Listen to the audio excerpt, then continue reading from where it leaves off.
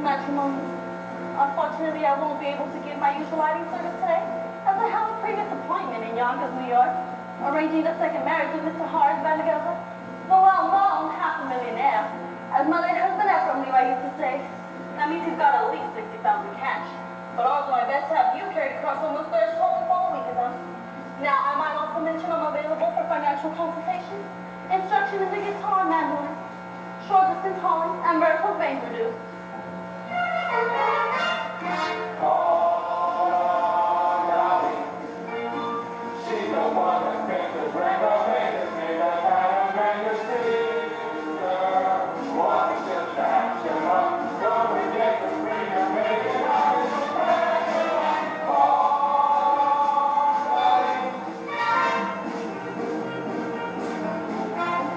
Mrs. Levi. Mr. Kemper, the artist. You know, I'm something of an artist myself. I do these silhouettes with black scissors and paper. Here's one of our right hand looking the other way. I have to do them like that because I'm no good at nothing.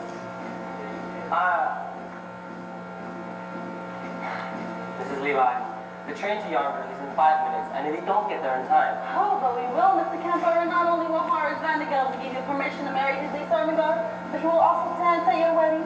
And not alone either, because I happen to be engaged in finding him a suitable second wife himself. What he really wants is someone steady to clean the house. As my late husband Ephraim Levi used to say, marriage is the bride to make a housekeeper think she's a householder. I know all about him, Mrs. Levi. Half New York says he's going to propose to Miss Irema Lloyd this very afternoon. Which is exactly why I'm on New York. Going to New York this afternoon, Mr. Kemper, and can take on your case and knock it off with full lovebirds or whatever I throw. I'll see. And, well, what do you think of that? I have nothing here to pay my train fare with, only large bills, 5 and 7. I think I have something in here. Tell me, Miss Levi, I hope this isn't a wild goose chase. And speaking of poultry, I'm also available for fresh Jersey eggs, surgical quartet-free bone, ears, replugs.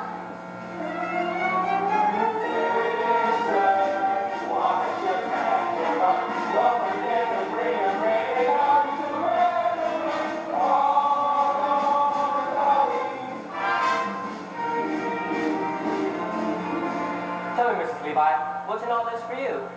A living, Mr. Kemper. Some people pay. Some I know.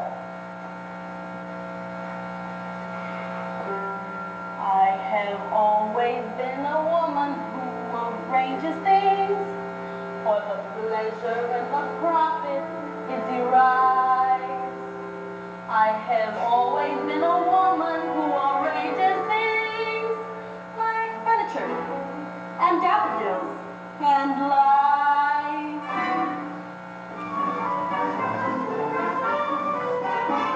When a man with a timid tongue meets a girl with a different air, why didn't what he preaches feel around the bush? Heaven knows, Mother Nature always needs a little work. So I put my hands in here. I put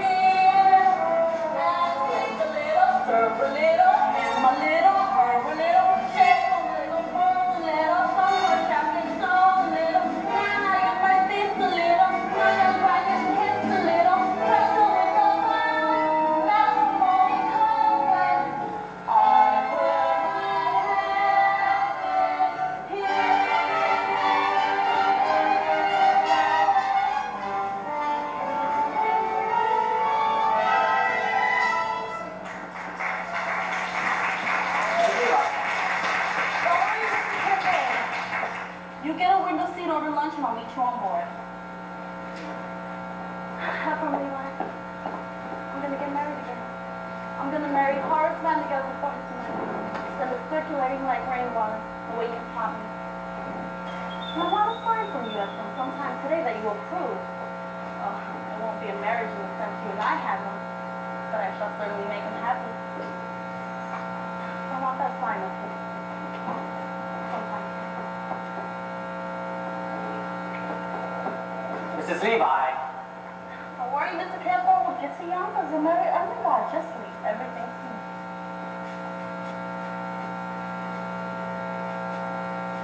Come on, let's go. Let's go.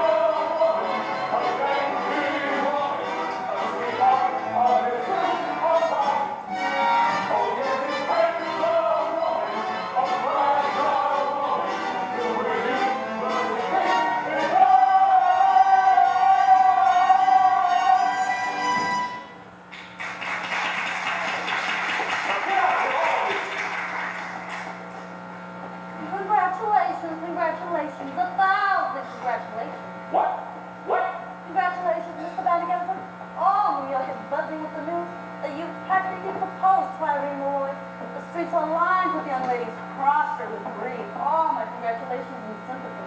Sympathy? Did I say that? A slip of the tongue, that's all. Well, I'm delighted with the news, after all. She wasn't easy to unload. By that I mean, well, you know what people said, Mr. Vanderbilt. Although I, for one, never believed the rumors. No, I didn't. Rumors? What rumors? Nothing to get upset about, Mr. Vanderbilt. It's just that according to all known facts, her husband passed on quite naturally. It's just that he went so sudden. A few spoons of chowder she made special for him and no, but it can happen to anybody. There's no truth in it. Just one word of advice, Mr. Vanderbilt. Eat out. Now hold on, Mrs. Levi. You mean to say that Mrs. Malloy? I don't need to say anything, Mr. Vanderbilt. Just friendly advice. Keep away from the chowder. By the way, she ordered her wedding gown beautiful. You should see it. Black. Now see here, Mrs. Levi. You introduced me to Mrs. Malloy, and rumors or not, I still intend on calling on her this afternoon as arranged. Very well. Then I guess there's nothing more for me to do here. We'll go back to New York and tell the other girl, the heiress, not to wait. What did you say? Nothing, a word. Heiress. Particulars, Miss Levi, and particulars her name. Her name? Money. Ernestine. What a lovely, lovely name. Picture it if you will. Hair as shiny as a million and times. Eyes as big brown as $30. Skin as soft and mossy as an old greenback. I can feel her now. Age 19. Weight 102. Weight 42. Wait, 47? That's what the money belt, Mr. Vandergelder. Now I can arrange for you to meet this Ernestine this very afternoon. I ain't got time, Mrs. Levi. I gotta bring my niece Ermengarde to New York this afternoon until she forgets a certain Ambrose Kemper. I can do that for you, Mr. Vandergelder. I know just how to handle such matters. Then I'm marching in the 14th Street Parade. What an amazing coincidence. Guest has been chosen to ride on the main float. The spirit of 14th Street, Miss Money herself. Her mother was a catch, you know. All right, Mrs. Levi. I'll meet this Miss Money at the parade. But I still intend on paying another call to Mrs. Malloy first. Mr. Vandergelder, what race does he make me run? Very well. I'll meet you in front of Miss Malloy's hat shop at 2:30 as usual. One more thing, Mrs. Levi. Suppose I don't like this Miss Money, and I disapprove of Miss Malloy, too. Well then, I have one more name on my list, Mr. Vandergelder. One I know as well as my own. But it'll come up all in good time. Don't you worry about that. But wait till you see her in a heart. It's a vision, a dream. Yeah. Ambrose, Ermengarde, we got plans to make.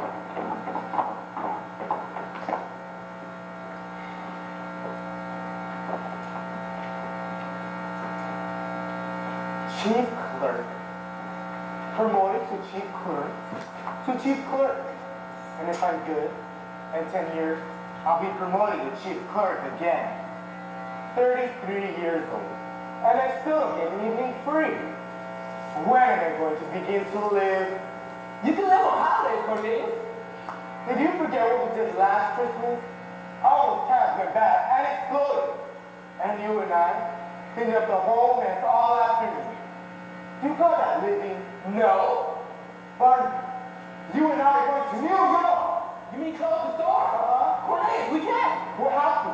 Some more rockets from in the past are going to explode. Hold the books. How do you know? I'm going to put this candle under them. That's how I know. They'll make such a smell. Customers won't be able to come into the place for 24 hours. That again is an evening off. We're going to New York. We're going to be in danger. We're going to spend our money. We're going to get arrested. How did you lose it? And one more thing. We're not coming back to Yonkers until we each kiss the girl. Cornelius, you can't do that. You don't know any girls. I'm 33 years old. I gotta begin sometime. I'm only 17, Cornelius. It isn't so urgent for me. New York, Barnaby. Elevated trains, the lights of Broadway, the stuffed whale at Barnaby Museum. A stuffed whale? A stuffed whale. What do you say, Barnaby? Yes, Cornelius, yes! Now, the first thing to do is to make you financially independent, Mr. Kemper. I know I'll get you a job. Can you dance? I'm an artist, Mrs. Levi. I paint. Well then, my card. Mrs. Dolly Levi, painters taught how to dance. Now, there's a man who uprising about the Harmonia Gardens restaurant. I'll give you a note to give to him. And we'll see if he can't have you both entered at a poker contest. The prize is a week's engagement and a solid gold cup. Oh, the cousin with Ephraim and me. Now, wait a minute, Mrs. Levi. No fiancé of mine is going to step foot in that cafe. And I don't mind saying, I'm surprised you have acquaintances in a place like that. Not acquaintances, Mr. Kemp, but friends. We are friends from days gone by. My late husband Ephraim Levi believes in life at any place he can find it. Cafes, ballrooms, yes, even theaters. Why, every Saturday night, like clockwork down those stairs, we came Ephraim and me. Yes, Mrs. Levi, it's very well to come down the stairs like clockwork. But you're asking Ermengarde to work there. It's the only way to show Horace Van together we mean business. Now, you go to the Harmonic Gardens restaurant later on this afternoon, and incidentally, tell them that Dolly's coming back. I want a table for 2 and a chicken for 8 o'clock tonight. The bottom one looks all right, Cornelius. Now hold the candles and the doors on top. Now move over. There's one other recommended to her. Holy smokes, I can smell it out here. Get your clothes, Barnaby. We're going to New York. Out there's a world outside of Concord. Way out there beyond this Cape Town, Barnaby. There's a slick town, Barnaby. Out there, full of shine and full of sparkle. Close your eyes and think listen, Barnaby. Listen, Barnaby.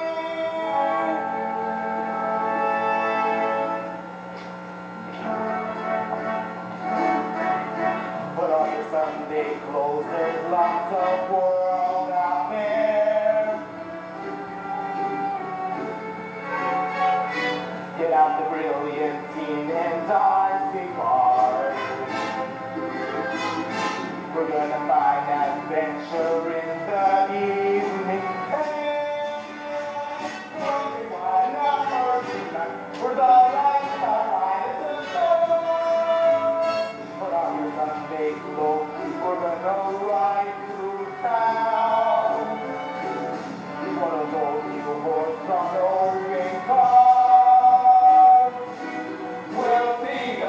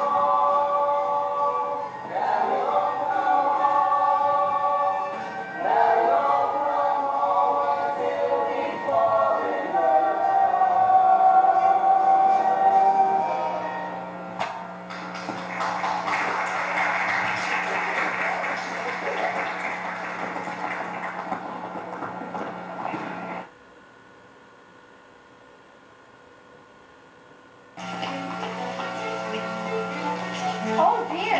Oh my. Will you look at that? 10 o'clock and the shop not open yet? It's all because of the impending marriage, I tell you. What marriage? Why, the marriage Mrs. Levi is arranging between Mr. Horace Vandergelder, the well-known Yonkers half a millionaire, and my employer and friend, Mrs. Irene Malloy. Although if you ask me, he'll never take the place of her late husband, Mr. Peter Malloy. May he rest in peace wherever he is, I'm not sure. Oh, it's all too much for her late husband and new marriages. And on top of everything else, Miss Mortimer returning this hat for the third time. Same old story. She wants more cherries and feathers. Cherries and feathers catch a boy, I suppose. Although if you ask her, she'll do better with a nice heavy veil. I told her ribbons on our back is what we'll be wearing this summer if we want to catch a gentleman's eye. But she had none of it. Cherries and feathers she wants on today of all days when that poor dear sweet Mrs. Malloy has enough on her mind with... With what, Minnie? With a door. It's stuck. It's stuck? Then push.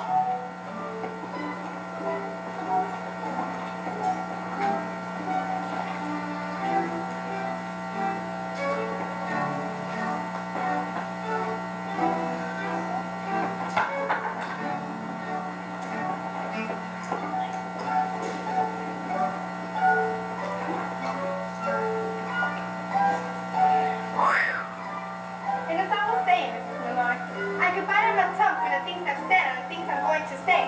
But as long as I've gone this far, I might as well go all the way. Mrs. Malloy, why? Why? Say it, Minnie.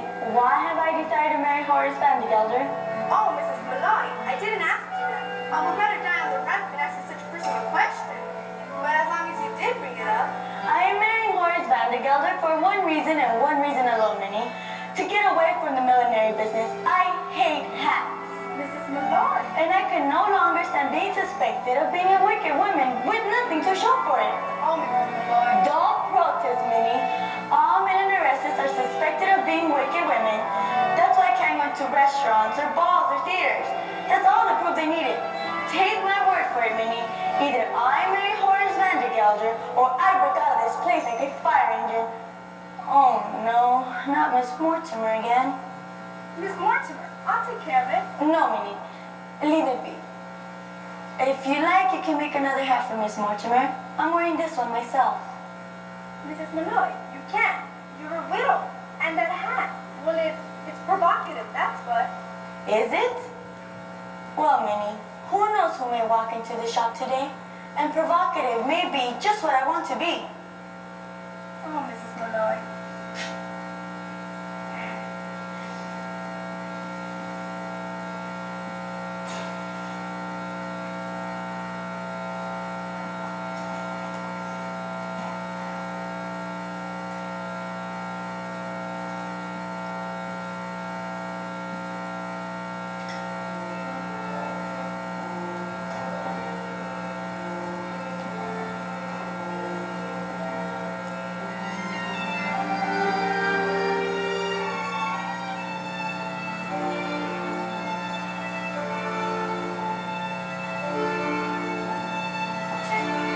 I'll be wearing ribbons on my bed this summer, blue and green and streaming in the yellow sky. So if someone special comes my way this summer, he might notice me passing by. And so I'll try to make it easier to find me in the stillness of July, because a breeze might stir a rainbow behind me that might happen to catch the gentleman's eye, and he might smile and take me by the hand this summer, making me recall a lovely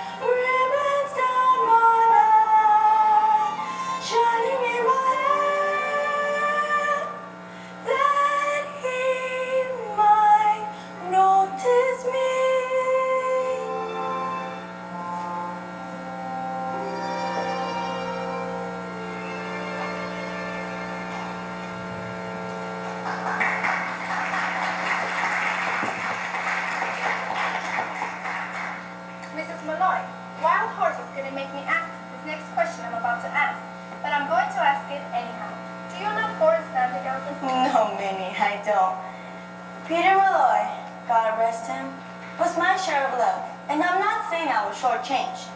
Once is enough for a woman as long as it's true love. And that's what it was, Minnie. Look, Minnie, there's two men staring at the shop. Men? Why, I do believe they need to come in here. Men? In the shop? Oh, Mrs. Malloy, what shall we do? Do? Why, flirt with them, of course. I'll give you the short one. Mrs. Malloy, and you with all that talk about love? Love enough I had, Minnie. A bit of adventure I could do with now. We'll get them all, heat them up, and drop them cold. It'll be good practice for married life. Now you go into the workroom, Minnie. I know some way we could perk up our appearances. Besides, a bit of a wait will only make them nervous and easier for us too. Mrs. Malloy, if you say vampire, I'll scream. Vampire! We'll get an adventure out of this, yeah, Barnaby. All day long, we walk around New York, and nothing happens. Then we come to the quietest street in the city, and suddenly... Hey, together. Is he still out there? Go look! He's sitting on that bench. Cornelius, are you sure this is an adventure? You don't have to ask, Barnaby. When you're in one, you'll know it all right. How much money do you have left? Not much. Let's see. 40 cents for the train back. 30 cents for dinner. And 20 cents to see the whale. 90 cents. Why? When those women come in, we'll have to pretend to be customers. Customers, that's it. And maybe it's best to make them think we're rich. Then we won't have to spend anything at all. We're two men about town looking for hats for ladies. Good afternoon, Mrs. Malloy. Here, Cornelius Hackle. Here, Barnaby Tucker. My pleasure, gentlemen. Now what can I do for you? You see, We're actually ladies seeing. about We were town. looking for a lady or two to We want a hat for a lady, of course. And everybody said, go to Mrs. Malloy, because she's so pretty. I mean, her hats are so pretty. And so reasonable, Cornelius. As reasonable as under $1. Can still leave us enough money to see the whale. Pay him no mind, man.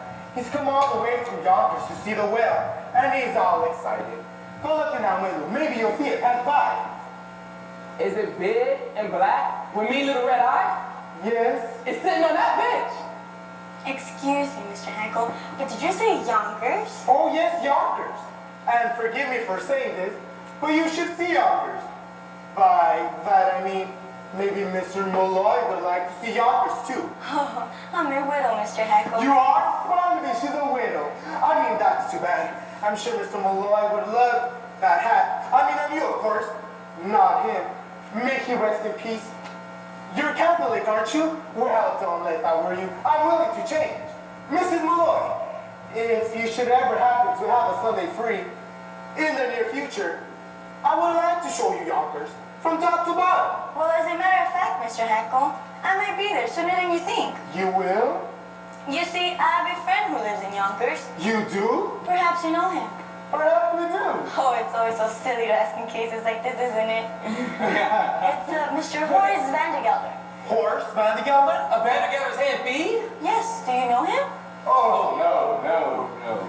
He's a substantial man, they tell me. well, likely.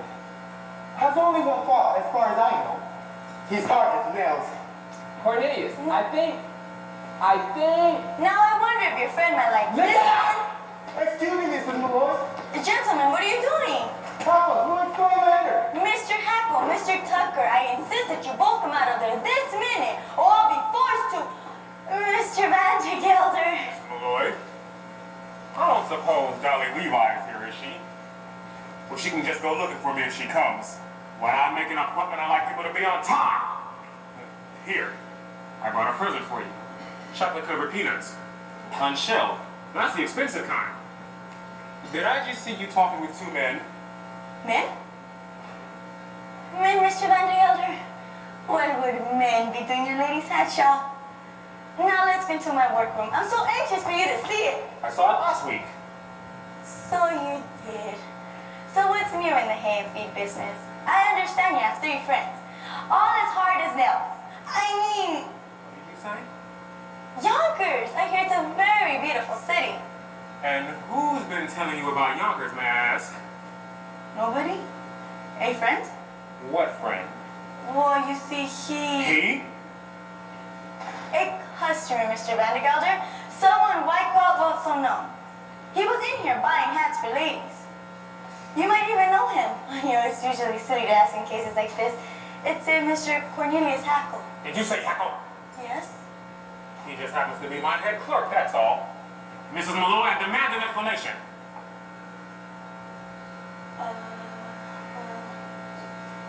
And I'm gonna give it to you, Horace. Why shouldn't she know Cornelius Hackle? Everybody in New York knows Cornelius Hackle. He's in the operas and all the fashionable homes. Why, he's in the Harmonia Gardens restaurant 3 times a week. Impossible. He's only got $135.46, and I keep it in my own safe. The guy that goes there killing you, he's one of the Hackles. They built the canal. What canal? The Panama. Well, It ain't the same man. who took the horses out of Jenny Lynn's carriage and pulled them through the street? Cornelius Hackle. And who dressed up as a waiter at the Fifth Avenue Hotel and dropped a voice to John this afternoon? Oh, I can't say it, but it was Cornelius. He's the playboy of New York. Irene, don't deny it. I can see you taken with him just like everybody else. Dolly, what are you saying? I've only seen him once in my lifetime. Really, Dolly? Don't deny it. Excuse me. Of course.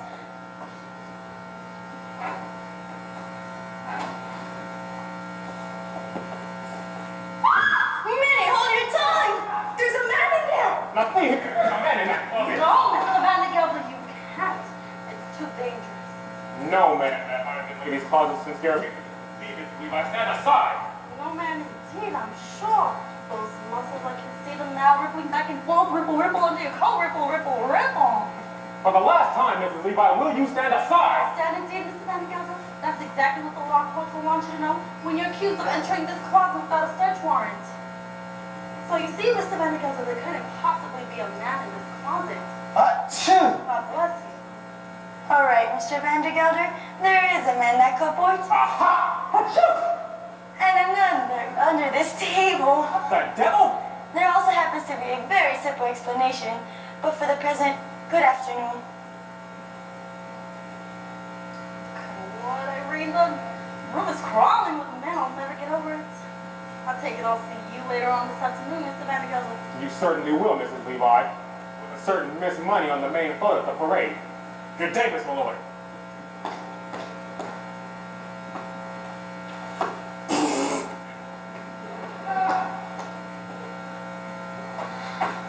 Miss Malloy, I can explain everything. You see, I do not wish to hear any of your explanations, Mr. Hackle. Just do me the pleasure of you and Mr. Hackle leaving at once, or I'll send for Officer Bogarty. Irene, if you ask me, the law courts, that's where they belong. Now, I've been adding up the legal offenses these two committed, and you've got grounds for at least 2 rights: the non-compass mentis and the garnish sheep. Now, the first thing to do is to try to show you settle this submissively. Have dinner with them first. dinner? Is that absolutely necessary, Dolly? So where things are done in the law, dinner first, garnishing afterwards. Well, if it must be, Mr. Hackle, Mr. Tucker, you may take Miss Faye and myself to dinner tonight. Oh, delighted, Mrs. Malloy. I speak for Barnaby, too. Now, here there's a lovely restaurant near the railroad station. Oh, no, Mr. Hackle. If the Harmonial Gardens is good enough for your fashionable friends, it's good enough for us, too. They say they have a lovely orchestra there, Minnie. Oh, we couldn't go there, Mrs. Malloy. Now, don't misunderstand me. It isn't the money or anything like that. It's just that it's the... It's the way. It's the well. No, it isn't the well, Barnaby. You see, they have dancing in a place like that. Exhibitions, contests. And I don't know how. And it would take me days, weeks, months, years to learn. This is Dolly Levi, 33-year-old chief clerk, firehouse dad.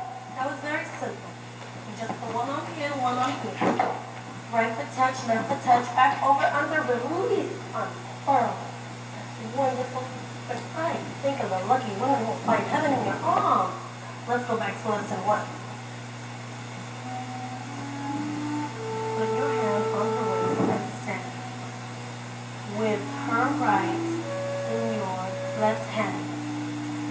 And 1, 2, 3, 1, 2, 3, 1, 2, 3. Look, I'm dancing. It's someone who's on your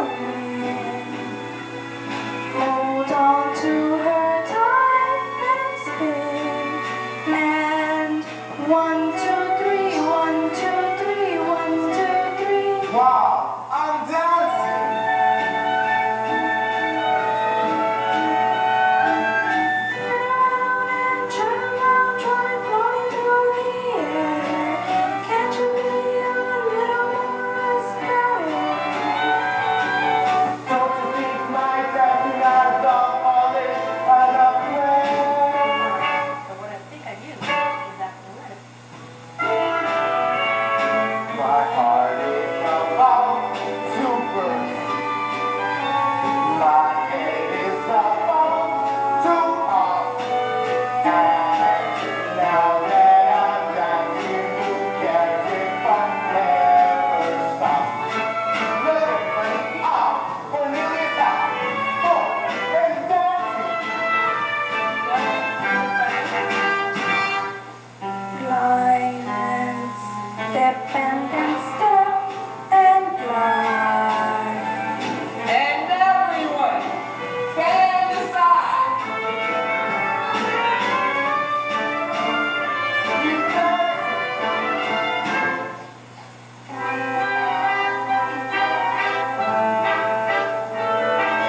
You could learn to walk if you worked a week or so. Or the tango filled with passion seething. I'm a Dolly the chorus of the Castle Garden Show. Whatever you do, for gosh sakes, you're breathing. For my head is about to burn. my head is About to pop.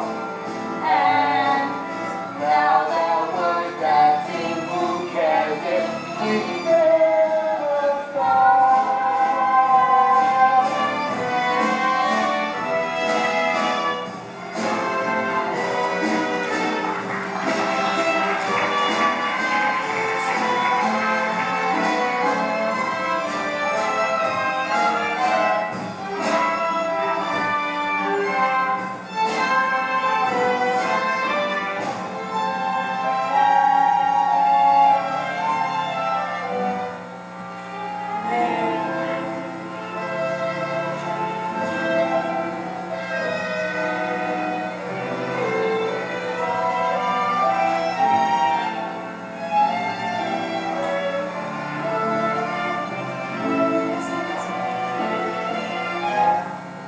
When there's someone you hardly know, but wish you were closer to, remember that he can be near to you while you're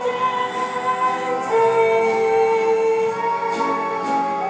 Though you only just said hello,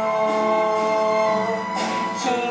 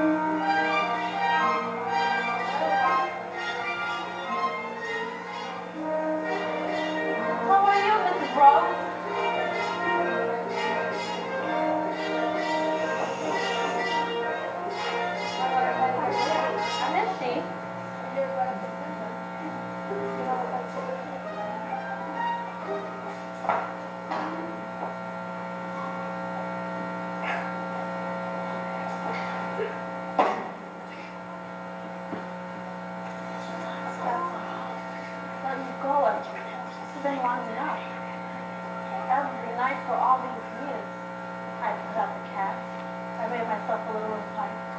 And before I went to bed, I said a prayer thanking God I was independent, that no one else's life was mixed up into mine.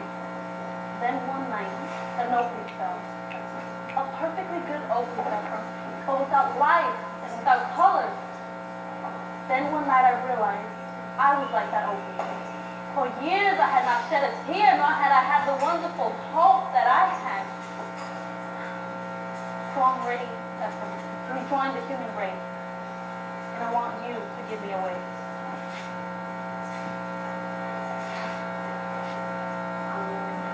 Before the parade passes by, I'm on the gas instead of it's a time left. Before the parade passes by.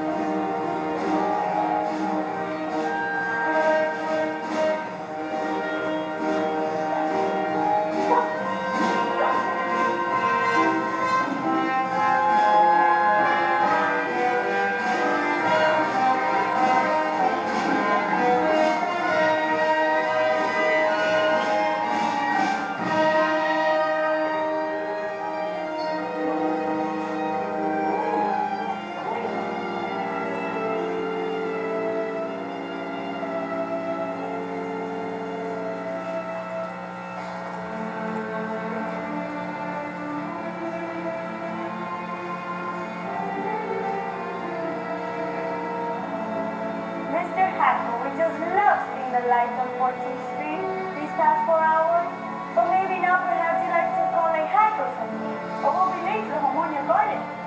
Oh, look, there's one. Now, don't misunderstand me. It isn't the money or anything. It's just that nowadays, people never take cabs. Yeah, that's that. Then by all means, a streetcar. Hey, Max, just think I've been elegant all my life and never even knew it. Of course, if you really wanted to be elegant, you'd walk.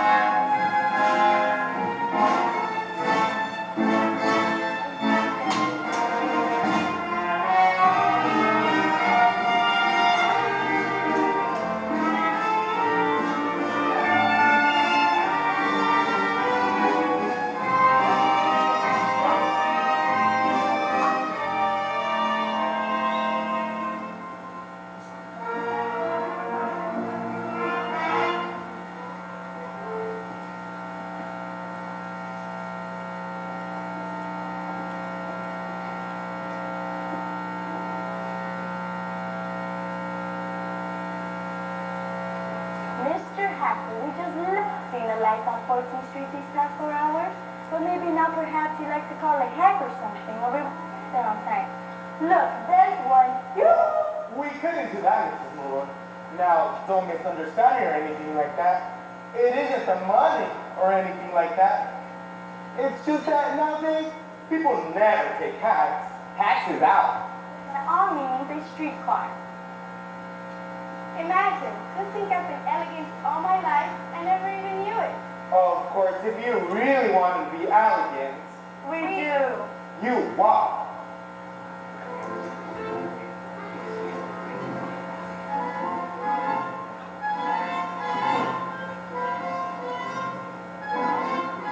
Yes, New York is really a party act.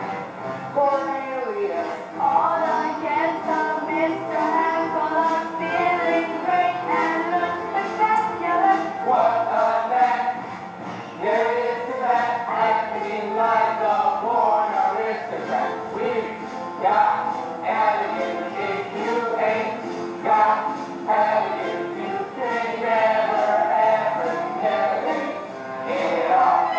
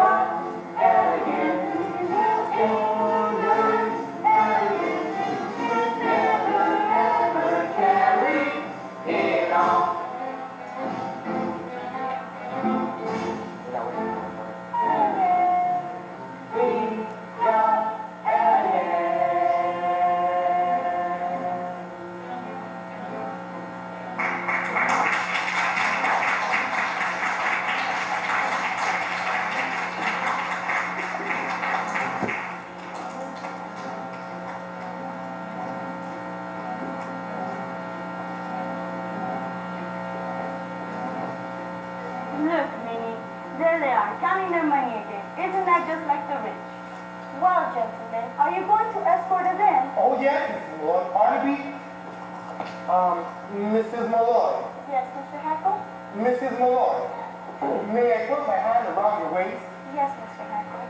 But I might as well warn you. Of course, of course.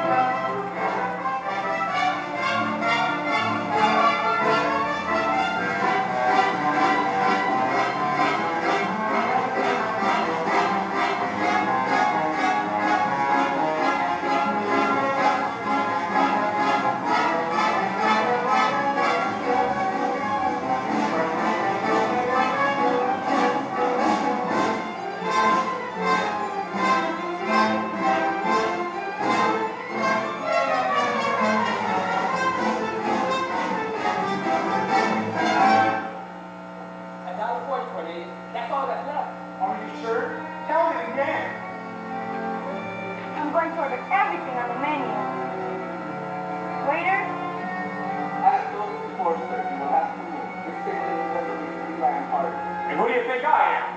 Only a torrid bandit yodeling party. She's in my amp party, I ain't in hers. Mr. Vandergelder, of course. It's just that you not My personal physician. That's enough food, doctor. Chickens are deer. Why didn't you tell me this was an Orient establishment? We'll take 2 bowls of rice. Now get out! Now, Miss Bernice, I understand you carry respectable sums in your belt. Yeah, $2. Only to my garter.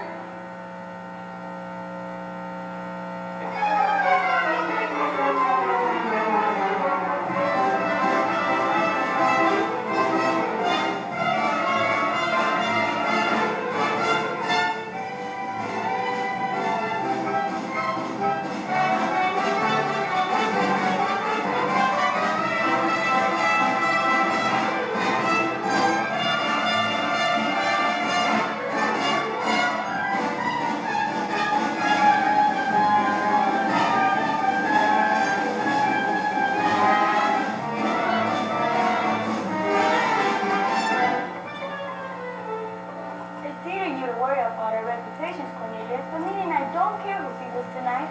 Well, Minnie, what have you decided? Well, I couldn't have anything that was practical. I really couldn't. Great Christ, so what a sensible girl. Waiter, bring us 4 glasses of beer, along with yesterday's bread, and some cheese. Yesterday's bread? Oh, Cornelius. Now I know how you like to keep half familiar conversations out all that time. Minnie, have you ever tried pheasant? Pheasant? Say, you ashamed or something? No, it's not that. I just felt a slight chill. Why didn't you say so? Here, how long you live?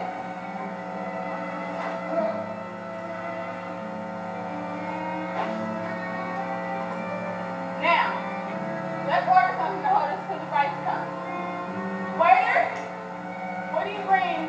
A roast succulent pig with chestnuts and oyster stuffing, cheese fondue, and some lady fingers. Now, what do you have?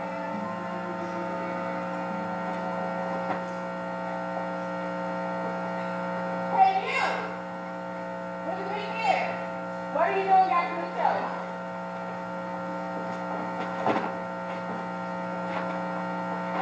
It's sweet of you to worry about our digestive system, but I'm pretty sure the pheasants are fresh. We'll take 4, please, and nice red wine. Wait a minute, no wine. No wine? Champagne. Champagne. And Neapolitan ice cream.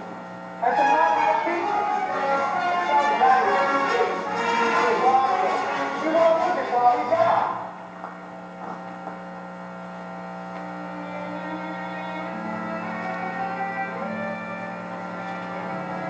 Say, this is a cafe, isn't it? Let's dance. The bandit owners do not dance, Miss Money. We're Presbyterian. All right, I'll dance myself. Give him $2 in the valley, will you? Tell him to play something refined. I'm gonna do a hoochie coochie. All right, Cornelius. I'll pay for the vinegar, but promise you won't order anything else. You stay here, Miss Money. I'll tell them to play a nice waltz. Hey, you. Give this to the bandit to come to play a waltz. Here's the nickel for the vinegar. Send them later. Miss Money! And 2 more places, please. Cornelius! Miss Money, get off that chair! My purse! My wife! Hey, you left the purse!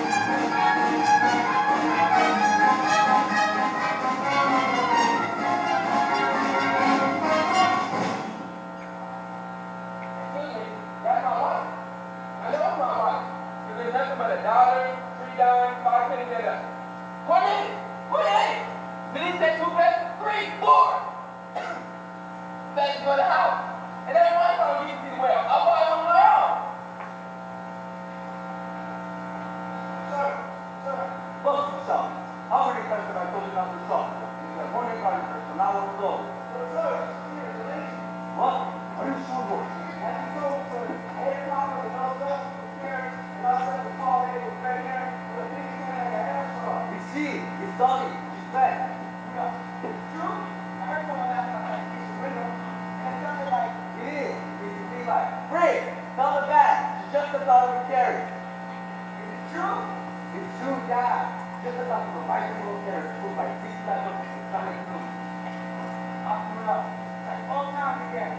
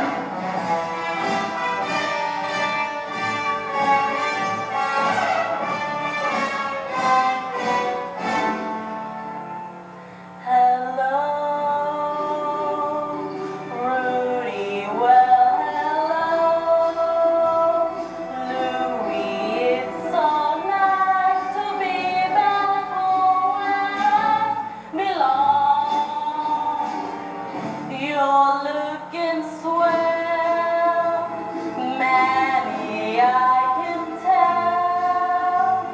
Daddy, you're still glowing, you're still growing, you're still going strong. I feel the room swaying for the band, playing one of my old favorite songs.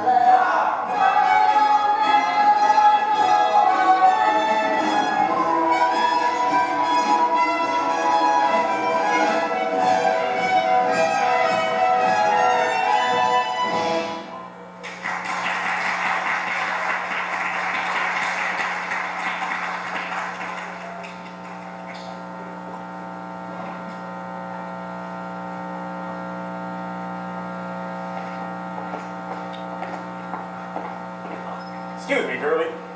Dolly, what are you doing in that get-up? Are you a half an hour late? And I demand an explanation of... Ernestina. Exactly. Ernestina, whom I trusted. She wanted to do the hoochie-coochie. She always was artistic. Horace, I'm gonna have our table moved down front. There's someone in the dance competition I particularly want you to see.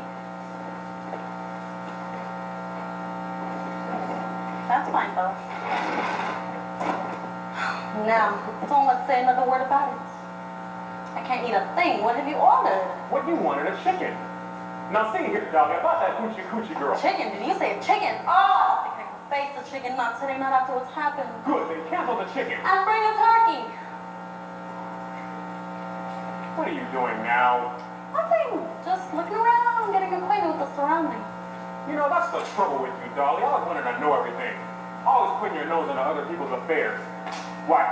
Anybody who married you would get as nervous as a cat. What? What's that you just said? I said anybody who married you would... Horace Vanderbilt, to get that idea right out of your head this minute. I'm surprised you even mentioned such a thing. Understand once and for all that I have no intention of marrying you. I didn't mean that. Well, I still need to hope not, Horace Vanderbilt. You go your way and I'll go mine. I'm not some Irene Malloy whose head can be turned by a few chocolate-covered peanuts and shells. Why, the idea of even suggesting such a thing. Mrs. Levi, you misunderstood me. Well, I still need to hope not, Horace. If I had any intention of marrying again, it would be to a far more pleasure-loving man than you. Ooh, however, we won't discuss it anymore. Here's the waiter with our food. Also, Mr. Vanderbilt, Rudolph.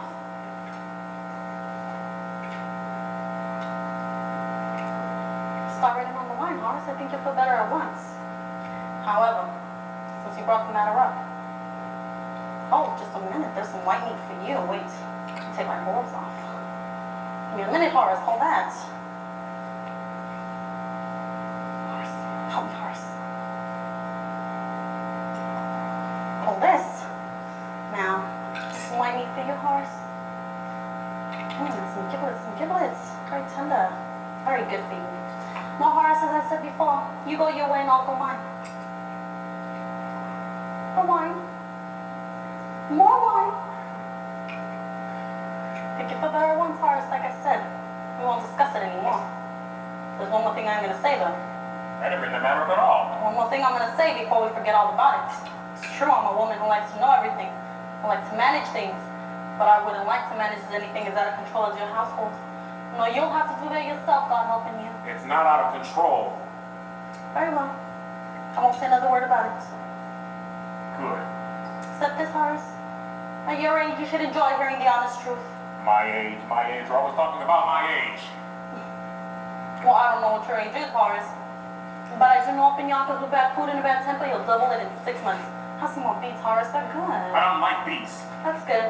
Yes, the pity of it is you can be a perfect, charming, amiable man if you wanted to. I don't want to be charming. But you are up to now. You can't help it. Now sit down, Horace, and let's talk about something else. But before we change the subject, there's one more thing I'm going to say. I don't want to hear it. And you're wasting your time, Dolly Levi. I won't ask you to marry me. I suppose that means you want me to ask you. Well, I'm sorry, Horace. I'm turning you down. How can you turn me down? I haven't asked you anything. It's no use arguing. I've made up your mind. Have some more beets, Horace. They're good. I don't like beets. I hate beets. That's good.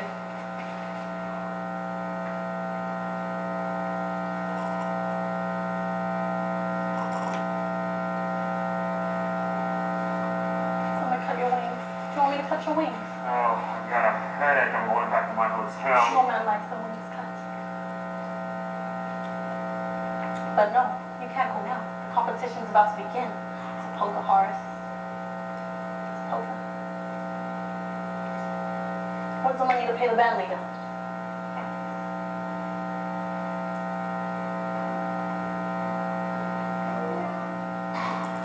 Look.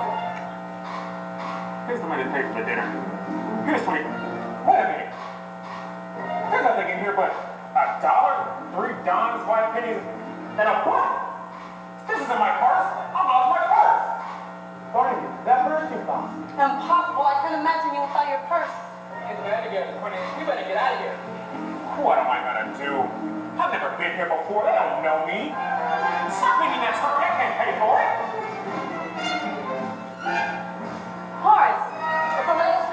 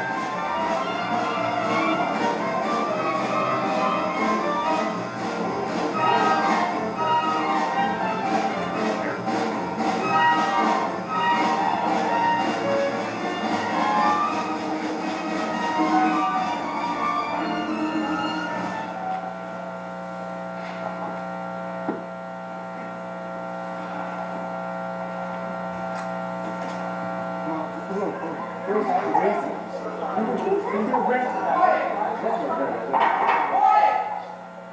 That's better. Now, you're all in order to disturbing the peace, following Adam, setting right, and settle other serious violations of the law of this city. Is there anyone here to speak on your behalf? I say, is there anyone here to speak on your behalf?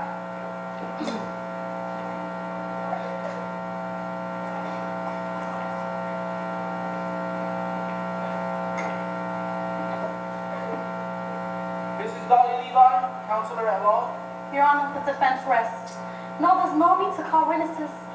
When I look upon that bench, a brow that shines with honor, a pair of snow-white whiskers that bristle with fair play, and a nose.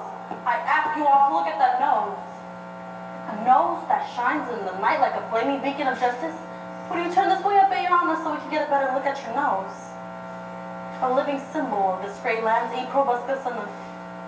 Ladies and gentlemen, Your Honor, I ask for freedom for the client and a verdict of guilty for the only real culprit, Horace Madrigals of Yonkers, New York. Dolly! The only real culprit of this city. Cruelty to a poor, unfortunate minor. Would you mind repeating that, dear? Mrs. Levi, if it pleases the court, I have something to say. I was just about to call on you. Go right ahead, mister. According to the time you get testified, you'll be discharged. You've already done that, Mr. Van Gelder. I'm doing it again. You've done it again, too. But even if you hadn't, I'd still say what I have to say. I don't know much about inciting the riot or disturbing the peace, but I do know that what happened today, which is the best thing that could ever happen to a man, might have never happened as I sit in Yonkers, New York, and obey your order. I am talking about none other than love. What? You mean to tell me that after the first 3 years of the job, you fallen in love with money in the art? Oh no, Mr. Van Gelder. I didn't fall in love with Mrs. Irene Malloy of this city in just an evening. An hour. Even less than that. What's less than a minute? A second. Less than that. A moment. That's it. I'll go slowly so you can take it all down. It only takes a moment for your eyes to meet, and then your heart knows in a moment you will never be alone again. I held her for an instant, but my heart fell